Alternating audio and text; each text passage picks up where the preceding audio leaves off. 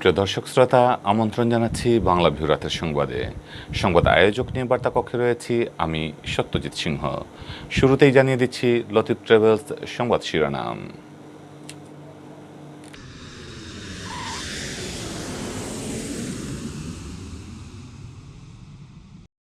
লকডাউনের প্রথম দিনে সিলেটে যানবাহন ও জনসাধারণের চলাচল ছিল সীমিত। বন্ধ ছিল বিপণী বিতান, স্বাস্থ্যবিধি নিশ্চিতে মাঠে ভ্রাম্যমাণ আদালত। দেশে করোনা সংক্রমণ বাড়ায়, স্বাস্থ্যবিধি মেনে মসজিদে নামাজ আদায়ে 10 দফা নির্দেশনা জারি, না মানলে আইনগত ব্যবস্থা। করোনা সংক্রমণ রোধে লকডাউন বাড়বে কিনা সিদ্ধান্ত বৃহস্পতিবার, মন্ত্রিসভার বৈঠকের পর জানিয়েছেন মন্ত্রিপরিষদ সচিব।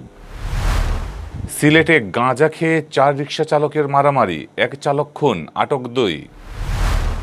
সিলেটে লকডাউনের প্রথম দিনে আরেক দফায় বেড়েছে পেঁয়াজের দাম, ক্রেতাদের চাপ বাড়ায় বেড়েছে দাম, বলেছেন ব্যবসায়ীরা। করোনা সংক্রমণ বাড়ায় স্থবিরতা দেখা দিয়েছে আদালত পাড়ায়, 2 বিচারক দিয়ে চলবে সিলেটের আদালত, জানালেন আইনজীবী সমিতির সভাপতি। লকডাউন প্রত্যাহারের দাবিতে সিলেটের ওসমানীনগরে ব্যবসায়ীদের বিক্ষোভ মিছিল। দেশে একদিনে 7,075 জন করোনা আক্রান্ত শনাক্ত, প্রাণহানি 52 জনের। সিলেট বিভাগে 83 জন আক্রান্ত শনাক্তের দিনে সুস্থ হলেন 76 জন, করোনায় প্রাণ গেল আরও 1 জনের। লকডাউনের প্রথম দিনে বেনাপোল স্থলবন্দর দিয়ে আমদানি রপ্তানি বাণিজ্য ছিল স্বাভাবিক। লেবাননের সৈফাত ইসলামী সংগঠনের সভাপতি শরীফুল ইসলামের দেশে প্রত্যাবর্তন উপলক্ষে বিদায় সংবর্ধনা। এতক্ষণ শুনছিলেন সংবাদ শিরোনাম, এবারে বিস্তারিত। করোনা ভাইরাসের সংক্রমণ ঠেকাতে সরকার ঘোষিত 1 সপ্তাহের লকডাউনের প্রথম দিন সিলেট নগরীতে যানবাহন ও জনসাধারণের চলাচল ছিল সীমিত। তবে ভিন্ন চিত্র ছিল নগরীর বাইরে। লকডাউন বাস্তবায়ন ও স্বাস্থ্যবিধি নিশ্চিতে মাঠে ছিল সিটি কর্পোরেশনের ও জেলা প্রশাসনের ভ্রাম্যমাণ আদালত। তবে জনসাধারণের মধ্যে স্বাস্থ্যবিধি মানার প্রবণতা ছিল খুবই কম।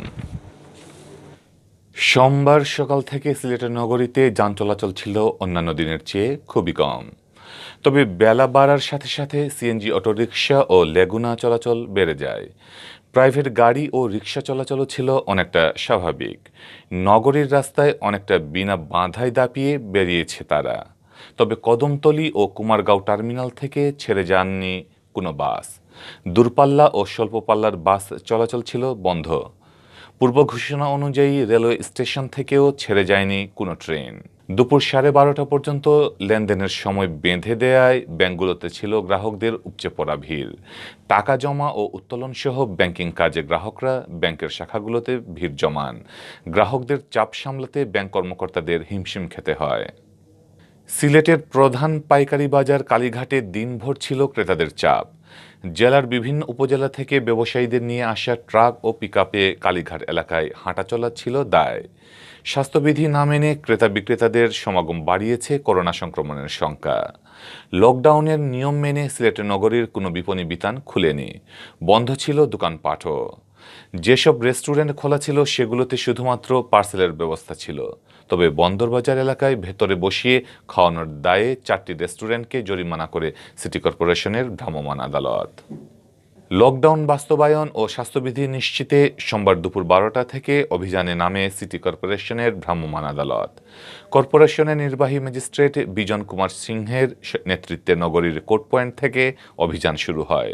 লকডাউন ও স্বাস্থ্যবিধি না মানায় 19টি মামলা দায়ের করে 30,900 টাকা জরিমানা আদায় করা হয়।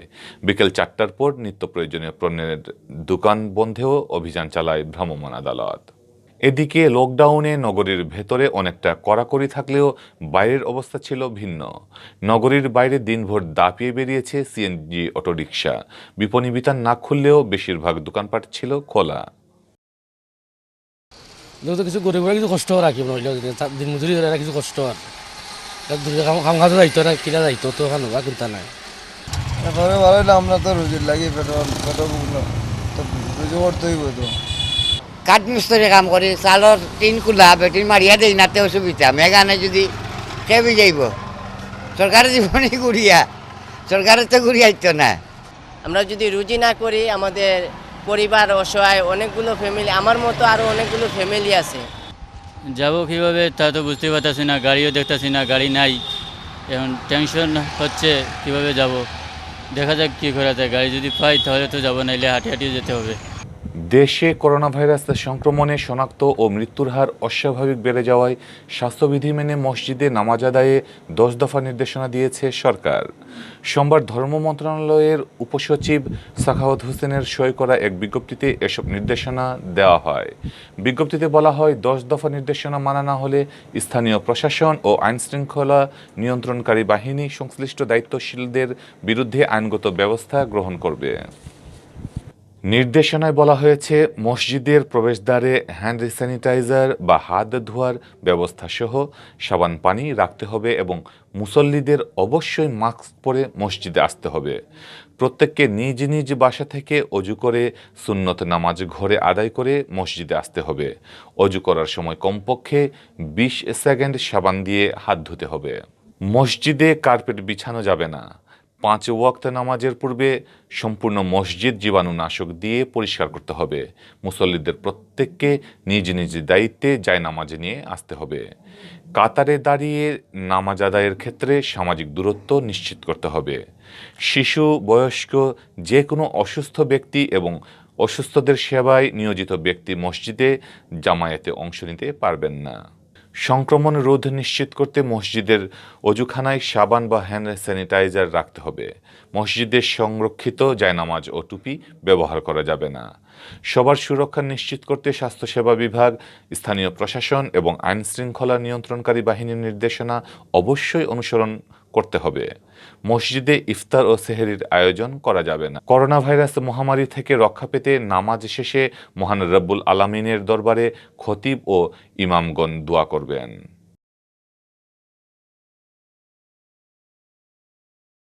করোনা ভাইরাসের সংক্রমণ রোধে চলমান 7 দিনের লকডাউনের মেয়াদ বাড়ানো হবে কিনা আগামী বৃহস্পতিবার সে সিদ্ধান্ত নেওয়া হবে বলে জানিয়েছেন মন্ত্রিপরিষদ সচিব খন্দকার আনোয়ারুল ইসলাম। সোমবার সচিবালয়ে মন্ত্রিসভা বৈঠকের ব্রিফিংয়ে এক প্রশ্নের জবাবে মন্ত্রিপরিষদ সচিব একথা জানান। প্রধানমন্ত্রী শেখ হাসিনার সভাপতিত্বে মন্ত্রিসভার এ বৈঠকে অনুষ্ঠিত হয়। গণভবন থেকে প্রধানমন্ত্রী ও সচিবালয়ে মন্ত্রিপরিষদ বিভাগ থেকে মন্ত্রীরা ভিডিও কনফারেন্সের মাধ্যমে বৈঠকে যোগ দেন। করোনা ভাইরাসের সংক্রমণ উদ্বেগজনক হারে বাড়তে থাকায় সোমবার সকাল 6টা থেকে আগামী 7 দিনের লকডাউন শুরু হয়েছে। এ দফায় আগামী 11 এপ্রিল রাত 12টা পর্যন্ত থাকবে এই লকডাউন।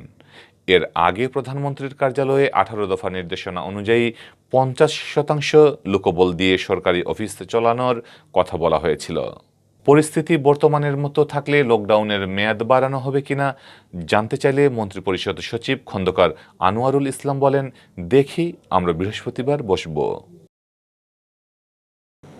সিলেটে গাঁজা খেয়ে মারামারি করে সহযোগীদের হাতে খুন হয়েছেন এক যুবক। ফরিদুল ইসলাম নামের ওই যুবক পেশায় রিকশা চালক। গত রোববার দিবাগত রাত 12:15টার দিকে দক্ষিণ সুরমার লাওয়াই কাশবন আইসক্রিম ফ্যাক্টরি সংলগ্ন খুজারখোলার আব্দুস সবুর মিন্টু মিয়ার কলোনিতে এ ঘটনা ঘটে। এ ঘটনায় 2 জনকে আটক করেছে পুলিশ। আটককৃতরা হল রংপুর জেলার কোতোয়ালি থানাধীন মনসুর আলীর ছেলে জিয়ারুল ও একই থানার মুন্সিপাড়ার নুরুল ইসলামের ছেলে বুলবুল ইসলাম। বর্তমানে তারা 2 জন খুজারখোলার আব্দুস সবুর মিন্টু মিয়ার কলোনিতে ভাড়া থাকতেন। তারা 2 জনই পেশায় রিকশা চালক। পুলিশ জানায়, রোববার রাত 12:30টার দিকে আব্দুস সবুর মিন্টুর মিয়ার কলোনিতে বসে গাঁজা সেবন করেন 4 রিকশা চালক যুবক। এ সময় তাদের মধ্যে কথা কাটাকাটি ও পরে মারামারি শুরু হয়। এক পর্যায়ে ফরিদুল ইসলামের ডান উরুতে ধারালো অস্ত্র দিয়ে আঘাত করে মারাত্মক জখম করে অন্যরা। রাত 12:30টার দিকে সহযোগীরা ফরিদুল ইসলামকে সিলেট ওসমানী মেডিকেল কলেজ হাসপাতালে নিয়ে গেলে কর্তব্যরত চিকিৎসক জানান, অতিরিক্ত রক্তক্ষরণে তার মৃত্যু হয়েছে। পুলিশ জানায়, হত্যাকাণ্ডের পর অভিযান চালিয়ে 2 জনকে আটক করা হয়েছে। এ ঘটনায় জড়িত আরও 1 জনকে আটকের চেষ্টা চলছে। 1 সপ্তাহের লকডাউনের প্রথম দিন সোমবার সিলেটে আরেক দফা বেড়েছে পেঁয়াজের দাম। সিলেটের বাজারগুলোতে কেজিতে পেঁয়াজের দাম বেড়েছে 4 থেকে 5 টাকা। এর মাধ্যমে 2 দিনে পেঁয়াজের দাম কেজিতে বাড়ল প্রায় 10 টাকা। রোববার সিলেটে খুচরো ব্যবসায়ীরা আমদানি করা ভারতীয় পেঁয়াজ 28 থেকে 29 টাকা কেজি দরে বিক্রি করলেও আজ তারা 33 থেকে 34 টাকা কেজি দরে বিক্রি করছেন। এর আগের দিন শনিবার প্রতি কেজি পেঁয়াজ বিক্রি হয় 25 থেকে 26 টাকায়। করোনা ভাইরাসের প্রকোপ উদ্বেগজনক হারে বাড়ায় শনিবার সড়ক পরিবহন ও সেতুমন্ত্রী ওবায়দুল কাদের সোমবার থেকে এক সপ্তাহের জন্য লকডাউনের ঘোষণা দেন। লকডাউনের এই সংবাদ ছড়িয়ে পড়লে শনিবার দুপুর থেকে সিলেটের বাজারগুলোতে ক্রেতাদের ভিড় বেড়ে যায়। পেঁয়াজ, রসুন, আদা, আলুসহ বিভিন্ন নিত্য প্রয়োজনীয় পণ্য বাড়তি পরিমাণে কেনেন ক্রেতারা। বাড়তি পণ্য কেনার কারণে সন্ধ্যার পরপরই কোনো খুচরা দোকানে পেঁয়াজ শেষ হয়ে যায়, আর রোববার সকাল হতেই পেঁয়াজের দাম বাড়িয়ে দেন পাইকাররা। ফলে খুচরা বিক্রেতারাও কেজিতে 5 টাকা বাড়িয়ে পেঁয়াজ বিক্রি করেন। অবশ্য এতেই পেঁয়াজের দাম বৃদ্ধি থেমে থাকেনি। রোববারের মতো সোমবার সকালেও পাইকারি বাজারে গিয়ে খুচরা ব্যবসায়ীরা দেখেন পেঁয়াজের দাম কেজিতে আরও 5 টাকা বেড়েছে। ফলে পেঁয়াজের দাম আরও এক দফা বাড়িয়েছেন খুচরা ব্যবসায়ীরা।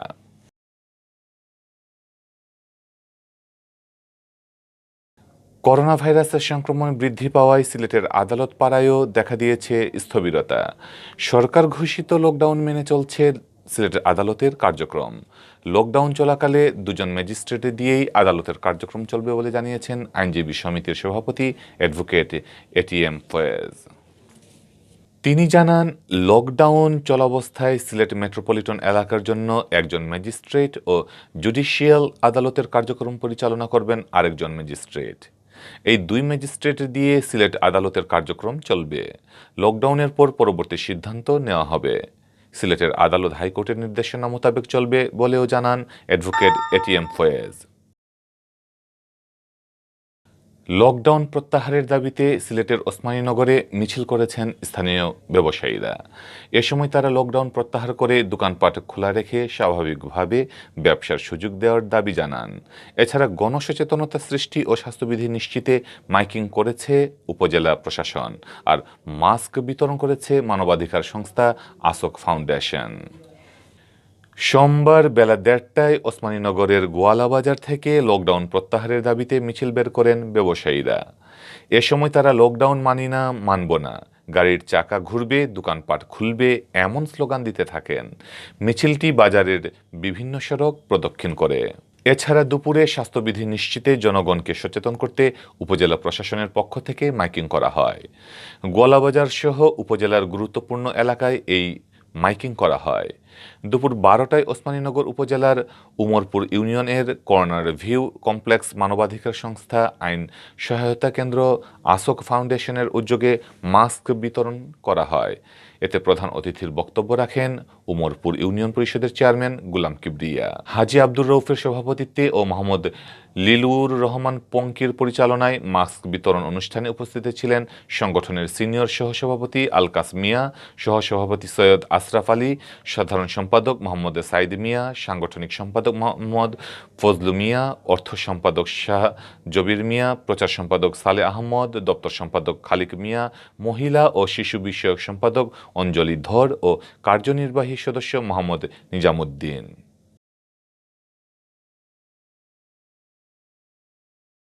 দেশে গত 24 ঘন্টায় করোনা ভাইরাসে আক্রান্ত হয়ে আরও 52 জনের মৃত্যু হয়েছে। এ নিয়ে মৃত্যুর সংখ্যা বেড়ে দাঁড়ালো 9,318 জন। এছাড়া একই সময়ে নতুন করে করোনা রোগী শনাক্ত হয়েছেন 7,075 জন। এটা দেশের দ্বিতীয় সর্বোচ্চ শনাক্ত। সোমবার স্বাস্থ্য অধিদপ্তরের অতিরিক্ত পরিচালক অধ্যাপক ডক্টর মির্জাদি সেভরিনা ফ্লোরা স্বাক্ষরিত এক সংবাদ বিজ্ঞপ্তিতে এ তথ্য জানানো হয়।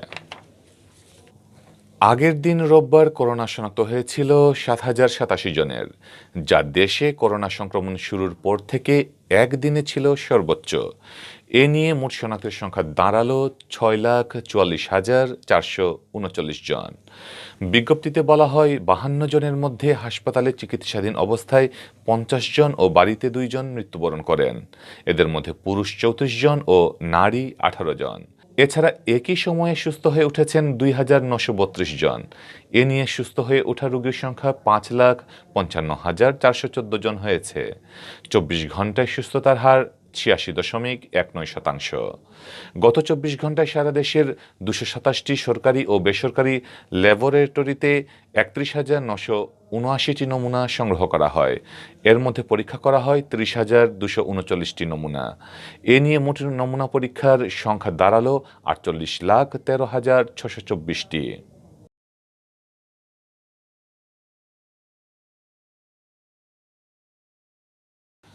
সিলেট বিভাগে করোনা ভাইরাসে আক্রান্ত হয়ে গত ২৪ ঘন্টায় আরও এক ব্যক্তির মৃত্যু হয়েছে। এ নিয়ে বিভাগে মৃতের সংখ্যা দাঁড়ালো ২৯২ জনে। একই সময়ে সিলেট বিভাগে করোনা ভাইরাসে শনাক্ত করা হয়েছে আরও ৮৩ জনের শরীরে। এছাড়া এই ২৪ ঘন্টায় সিলেটে হাসপাতালে ও বাড়ি চিকিৎসাধীন আরও ৭৬ জন রোগী সুস্থ হয়ে উঠেছেন। সোমবার সকালে স্বাস্থ্য অধিদপ্তরের সিলেট বিভাগীয় পরিচালক ডক্টর সুলতানা রাজিয়া স্বাক্ষরিত এক প্রতিবেদনে এ তথ্য জানানো হয়। প্রতিবেদনে বলা হয়, সিলেট বিভাগে গেল ২৪ ঘন্টায় যে ৮৩ জনের শরীরে করোনা ভাইরাসের অস্তিত্ব শনাক্ত হয়েছে তাদের মধ্যে সিলেট জেলার ৬১ জন, বাকিদের মধ্যে মৌলভীবাজারের ১৯ জন ও ওসমানী হাসপাতালে ভর্তি রোগী ৩ জন। নতুন ৮৩ জন সহ সিলেট বিভাগে করোনা প্রমাণিত রোগীর সংখ্যা বেড়ে দাঁড়িয়েছে ১৭,৭১৩ জনে, যাদের মধ্যে সিলেট জেলার ১০,৯৭৯ জন, সুনামগঞ্জের ২,৬০৮ জন, হবিগঞ্জের ২,০৬৯ জন ও মৌলভীবাজারের ২,০৫৭ জন। একই দিনে সিলেট বিভাগে নতুন করে আরও ৭৬ জন করোনা ভাইরাসে আক্রান্ত রোগী সুস্থ হয়ে উঠেছেন, যাদের সকলেই সিলেট জেলার বাসিন্দা। আর এ নিয়ে সিলেট বিভাগে করোনা থেকে সুস্থ হওয়ার সংখ্যা বেড়ে দাঁড়ালো ১৬,৩৩০ জনে, যাদের মধ্যে সিলেট জেলায় ১০,১৭৬ জন, সুনামগঞ্জে ২,৫৩৫ জন, হবিগঞ্জ জেলায় ১,৬৯৫ জন ও মৌলভীবাজারে ১,৯২৪ জন। সর্বশেষ তথ্য অনুযায়ী সিলেট বিভাগে করোনায় মারা গেছেন ২৯২ জন। এর মধ্যে সিলেট জেলার ২২৫ জন, সুনামগঞ্জের ২৬ জন, হবিগঞ্জের ১৭ জন এবং মৌলভীবাজারের ২৪ জন। সিলেটের ৪ জেলা মিলে ১৬৬ জন করোনা আক্রান্ত রোগী হাসপাতালে চিকিৎসা নিচ্ছেন, যাদের ১৬১ জনই সিলেট জেলার বিভিন্ন হাসপাতালে। এছাড়া হবিগঞ্জে ২ জন ও ৩ জন মৌলভীবাজারে চিকিৎসা নিচ্ছেন। লকডাউনের প্রথম দিনে বেনাপোল স্থলবন্দর দিয়ে ভারতের সাথে আমদানি রপ্তানি বাণিজ্য স্বাভাবিক ছিল। সামাজিক দূরত্ব বজায় রেখে সরকারি স্বাস্থ্যবিধি মেনে চলে বাণিজ্যিক কার্যক্রম। স্থলবন্দরে পণ্য ওঠানামা ও খালাস প্রক্রিয়া ছিল স্বাভাবিক। সোমবার সকাল থেকে বেনাপোল বন্দর দিয়ে অন্যান্য দিনের মতো পণ্য আমদানি রপ্তানি শুরু হয়। ইমিগ্রেশন কার্যক্রমও ছিল স্বাভাবিক। বেনাপোলে শপিং মলগুলো বন্ধ থাকলেও বাজারে সাধারণ মানুষের ভিড় ছিল। বেনাপোল সড়কে ইজি বাইক ও ইঞ্জিন চালিত ভ্যান চলাচল করতে দেখা গেছে। চায়ের দোকানগুলোতে মানুষের উপস্থিতি ছিল আগের মতো। মহামারী করোনা ভাইরাসের সংক্রমণ ঠেকাতে সরকার ঘোষিত ৭ দিনের লকডাউন শুরু হলেও বেনাপোল বন্দরে সাধারণ মানুষের মাঝে স্বাস্থ্যবিধি মানতে দেখা যায়নি। লেবাননের সৈফাত ইসলামী সংগঠনের সভাপতি শরীফুল ইসলামের দেশে প্রত্যাবর্তন উপলক্ষে বিদায়ী অনুষ্ঠানের আয়োজন করা হয়। এ সময় সংগঠনের পক্ষ থেকে তাকে সম্মাননা স্মারক হিসেবে ক্রেস্ট উপহার দেওয়া হয়। শরীফুল ইসলাম তার দীর্ঘ প্রবাস জীবন কাটিয়ে ২ মাসের ছুটিতে লেবানন থেকে বাংলাদেশে ফিরবেন। বিদায়ী অনুষ্ঠানে উপস্থিত ছিলেন সৈফাত ইসলামী সংগঠনের প্রধান উপদেষ্টা কুরবান আলী, মোহাম্মদ হানিফ, সিনিয়র সহসভাপতি হারুনুর রশিদ, সহসভাপতি সাইফুল ইসলাম, সাধারণ সম্পাদক ইব্রাহিম হোসেন, প্রবাসী বন্ধু মহলের সভাপতি আব্দুল হাকিম, জাকির হোসেন, কোষাধ্যক্ষ মোহাম্মদ শাহিন, আওয়ামী লীগ নেতা বাবুল মুন্সি, বৃহত্তর ঢাকা ঐক্য ফোরামের সাধারণ সম্পাদক জসিমউদ্দিন সরকার। এতক্ষণ দেখছিলেন বাংলা ভিউ রাতের সংবাদ। কিছুক্ষণ পর শুনুন সিলেটের আঞ্চলিক ভাষায় রাতের সংবাদ। দেখার আমন্ত্রণ জানিয়ে বিদায় নিচ্ছি। সাথে থাকার জন্য ধন্যবাদ।